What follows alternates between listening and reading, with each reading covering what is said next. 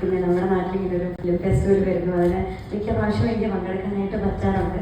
അതിന് കാരണം ഇല്ലേടെ തന്നെയാണ്. ഇല്ലേടെ എവിടെയെങ്കിലും വിളിച്ചു വരുത്താറുണ്ട്. കോട്ടയം ഇന്റർനാഷണൽ ഫിലിം ഫെസ്റ്റിവലിൽ 2ാം ദിവസമായ ശനിയാഴ്ച ഞാൻ 3 സിനിമകളാണ് കണ്ടത്. നാഷണൽ അവാർഡ് നേടിയ മറാഠി ചിത്രം ജിപ്സി, അതുപോലെ കോട്ടയം ചലച്ചിത്ര പൈതൃക വിഭാഗത്തിൽ പ്രൈവറ്റ് എന്ന സിനിമ കണ്ടു. ഇപ്പോൾ പ്രദർശിപ്പിക്കുന്ന ചിത്രം പ്രൈവറ്റ്. ഈ ചിത്രത്തിലെ നായിക മീനാക്ഷിയും സംവിധായകനും സിനിമയെക്കുറിച്ച് സംസാരിച്ചു. ഫിലിം ഫെസ്റ്റിവൽ, ഇത്രയും വലിയൊരു ഇന്റർനാഷണൽ ആയിട്ടുള്ള ഫിലിം ഫെസ്റ്റിവൽ നടത്തുന്നു. അവിടെ ഞാൻ ചെയ്ത എനിക്ക് വളരെ സ്പെഷ്യൽ ആയിട്ടുള്ള ഒരു സിനിമ പ്രദർശിപ്പിക്കുന്നു എന്ന് പറയുന്നതിനപ്പുറം സന്തോഷം എനിക്ക് വേറെ ഒന്നുമില്ല. വൈകിട്ട് ജി അരവിന്ദൻ അനുസ്മരണവും നടന്നു. പിന്നെ കണ്ടത് തമിഴ് ചിത്രമായ ബാഡ് ഗേൾ ആയിരുന്നു. ഇപ്പോൾ പ്രദർശിപ്പിക്കുന്ന ചിത്രം ബാഡ് ഗേൾ.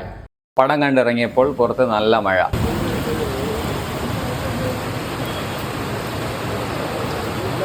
മൂന്നാം ദിവസമായ ഞായറാഴ്ച 4 സിനിമകളാണ് കണ്ടത്. ആദ്യം നാഷണൽ അവാർഡ് ലഭിച്ച നേപ്പാളി ചിത്രം ഷേപ്പ് ഓഫ് മോമോ.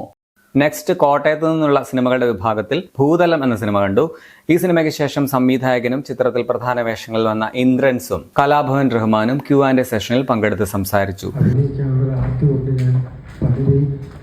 പറഞ്ഞു മോഹിപ്പിക്കാറുണ്ട്.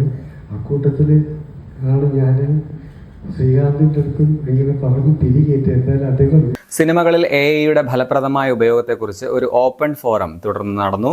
അത് കഴിഞ്ഞ് ഇക്കഴിഞ്ഞ IFFKയിൽ സുവർണ ചകോരം നേടിയ ജാപ്പനീസ് ചിത്രം 2 സീസൺസ് 2 സ്ട്രേഞ്ചേഴ്സ് പ്രദർശിപ്പിച്ചു.